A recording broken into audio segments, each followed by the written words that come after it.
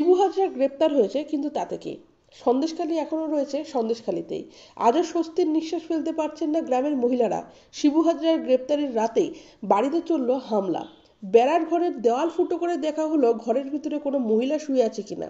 Police পোশাক পরেও হামলার অভিযোগ। যিনি গোপন জবানবন্দি দিয়ে এসেছিলেন ম্যাজিস্ট্রেটের কাছে, তার বাড়িতে শনিবার রাতে ঘটল ভয়ঙ্কর ঘটনা। আর ভয়ঙ্কর এই অভিযোগ ঘিরে আবারও তপ্ত হয়ে উঠল সন্দেশখালীর মাটি। সন্দেশখালীর শিবু হাজরা উত্তম সর্দারের বিরুদ্ধে গর্জে উঠেছিল। বাচ্চা কোলে নিয়ে মুখ খুলেছিলেন ক্যামেরার সামনে। অভিযোগ করেছিলেন শিবু হাজরা লোক বাড়িতে ঢুকে হামলা চালাতো। ম্যাজিস্ট্রেটের কাছে গোপন জবানবন্দি দিয়ে আসার পর রেহাই নেই। শনিবার সন্ধ্যায় অভিযুক্ত শিবু হাজরা গ্রেপ্তার হয়েছেন। সন্ধ্যা থেকে সন্দেশখালীতে ছিল উৎসবের মেজাজ। মানুষে মিষ্টিমুখ করেছেন, কিন্তু রাতেই জানান দিল সন্ত্রাস। গোপন জবানবন্দি দেওয়া ওই মহিলার বাড়িতে পুলিশের পোশাক পরে ঢুকে হামলার অভিযোগ উঠল, কিন্তু পুলিশের পোশাকে কেন হামলা? পুলিশের বক্তব্য, পুলিশে এসেছিল, তবে মহিলার নিরাপত্তার জন্য।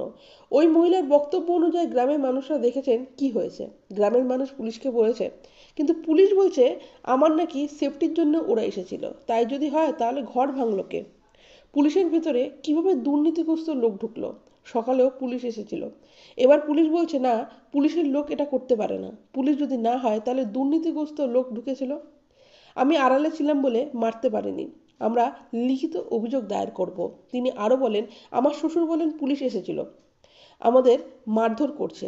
গোপন জবানবন্দি দেওয়ার পরই আমার সঙ্গে এই ধরনের ঘটনা ঘটছে। আমার স্বামী বাইরে রয়েছে, আমি বাচ্চা নিয়ে লুকিয়ে রয়েছি। আমি রাতে থাকলে আজ টিভিতে আমার বডি দেখাতো।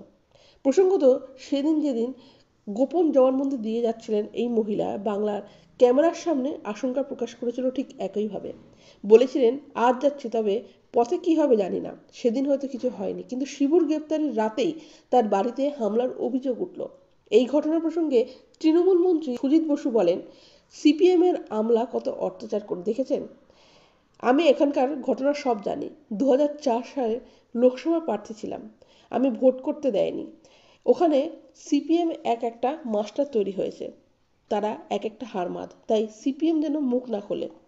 সন্দেশখালীর আন্দোলনকারী মহিলাদের মুখ জ্যোতিকা রায়ের বক্তব্য, এখন আমরা নিরাপদ নই। পুলিশ কোথায়? এই বাড়ির গলি ঘুরতেই পুলিশের ক্যাম্প। আমাদের আতঙ্কের কোনো শেষ নেই। ভীষণভাবে আতঙ্কিত মহিলারা। এতদিন মহিলারা মুখ ঢেকে হলেও সামনে এসে কথা বলেছিলেন। এ রাতের পর তারা সেটাও করতে ভয় পাচ্ছেন।